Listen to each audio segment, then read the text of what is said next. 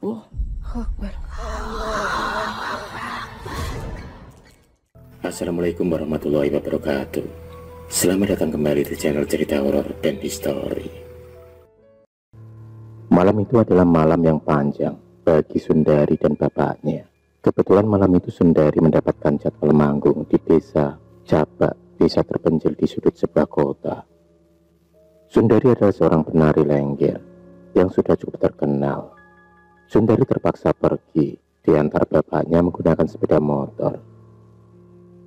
Dia terpaksa ditinggal para rombongan lantaran ada suatu hal yang juga tak bisa ditinggalkan. Jalan yang berliku dan curam harus tetap dilalui demi tanggung jawab. 2 jam perjalanan akhirnya mereka sampai juga di lokasi. Awalnya, Pak Sobiri tak merasa keanehan. Suasana begitu lengang meski banyak lalu lalang orang yang menghadiri pesta raya tersebut. Tapi semua terasa hampa, tak ada candaan ataupun tegur sapa antara sesama warga. Semuanya menatap kosong ke arah Pak Sobari dan Sundari yang baru saja datang. Alunan gamelan pun mulai ditabuh. Sundari naik ke atas panggung dengan diiringi musik tradisional. Dia menari tanpa henti. Lama-kelamaan Sundari merasakan keanehan, hingga dia pun memutuskan untuk berhenti menari lengger.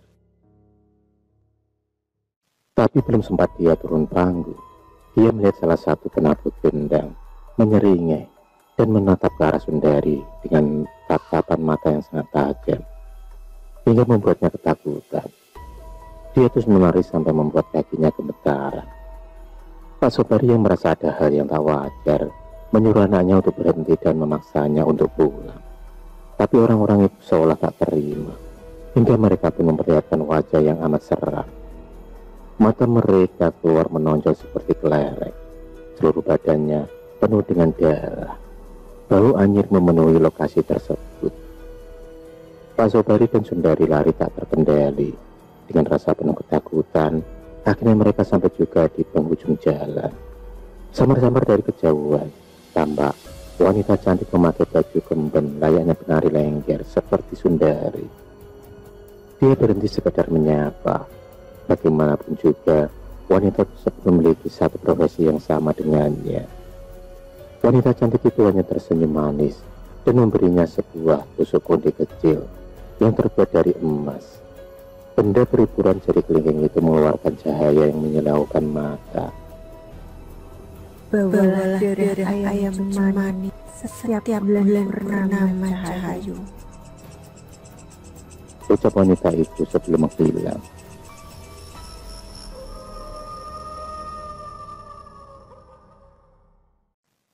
Ucap syukur alhamdulillah akhirnya Pak Sobari dan Sundari bisa selamat sampai tujuan. Dan usut punya usut, mereka ternyata terlantar di hutan larangan. Dan orang-orang yang menyuruh mereka tak lain adalah makhluk tak kasat mata penghuni hutan tersebut. Tapi yang membuat aneh adalah wanita penari lengger yang selalu datang dalam mimpi Sundari. Entah apa maksud dari mimpi-mimpi itu, tapi yang pasti Sundari memasarkan aura yang berbeda saat memakai tusuk konde tersebut.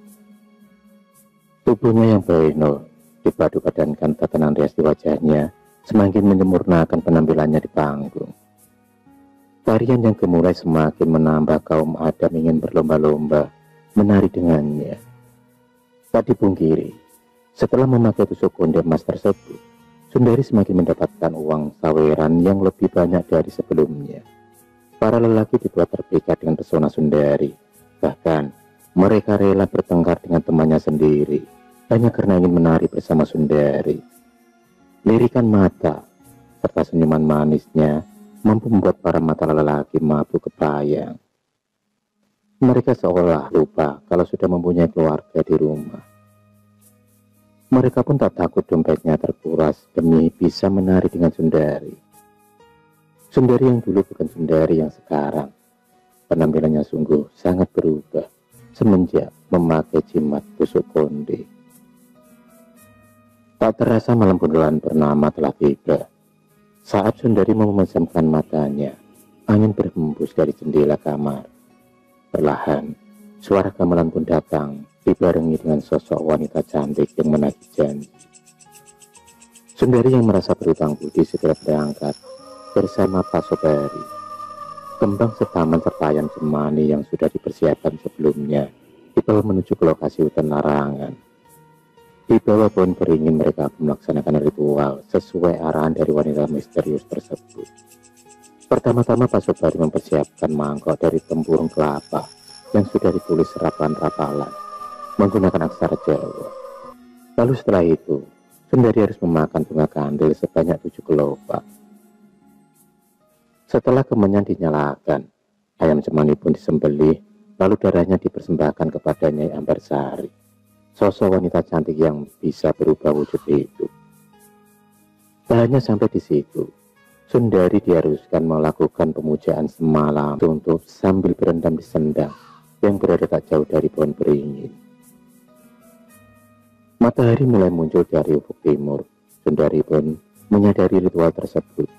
Entah apa yang terjadi, tubuhnya terasa lebih bugar dan wajahnya terpancar lebih cerah. Dan malam harinya, dia harus bersiap untuk menghadiri pesta rakyat pada bulan-bulan ini. Jadwal manggungnya selalu penuh untuk acara sedekah bumi. Seperti aksi-aksi manggung sebelumnya, Sundari selalu memukau para penontonnya. Setiap dia menggerakkan tubuhnya dengan gemulai, ada sosoknya Ambarsari yang selalu mengawasinya dari kejauhan. Dengan banyaknya kaum Adam mengidolakannya, maka akan semakin banyak musuh di belakangnya. Teman satu profesi yang merasa iri tak segan-segan akan mencelakai Sundari dengan cara apapun. Bahkan, mereka juga sering mengirimi santet agar Sundari mengalami kemalangan. Tapi semua usaha mereka sia-sia, lantaran ada sosoknya Ambarsari yang selalu terdepan menjaga Sundari. Tak terasa waktu begitu cepat berlalu.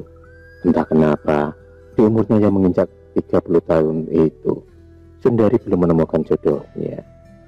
Para lelaki yang berusaha mendekatinya selalu ketakutan, karena terkadang sosoknya Ambarsari selalu memperlihatkan wajah nenek-nenek yang menyeramkan. Maka tak heran mereka selalu mundur dan memilih berhenti mengejar Sundari. Dia pun harus merelakan adik perempuannya menikah terlebih dahulu. Seluruh hidupnya hanya dipersembahkan untuk menari dan memujanya Ambarsari. Ini rasanya dia menyudahi kesesatannya. Tapi lagi-lagi Sundari seolah terikat kontrak dengan sosok jin penguasa hutan larangan tersebut.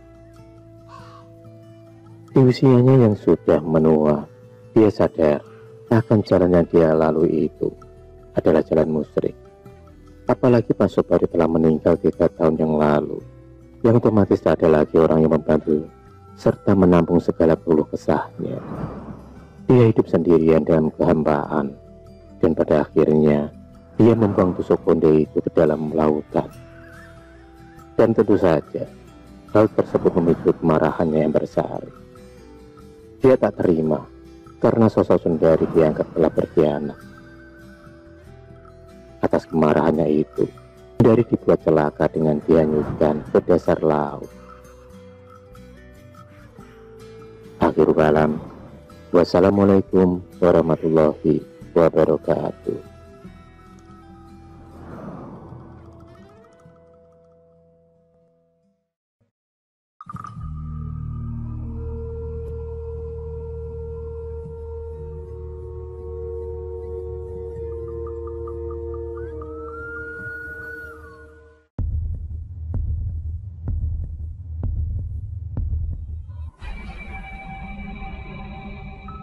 Terima kasih sudah menonton video cerita bergambar ini. Klik subscribe untuk terus mendapatkan video-video cerita bergambar selanjutnya. Semangat berkarya.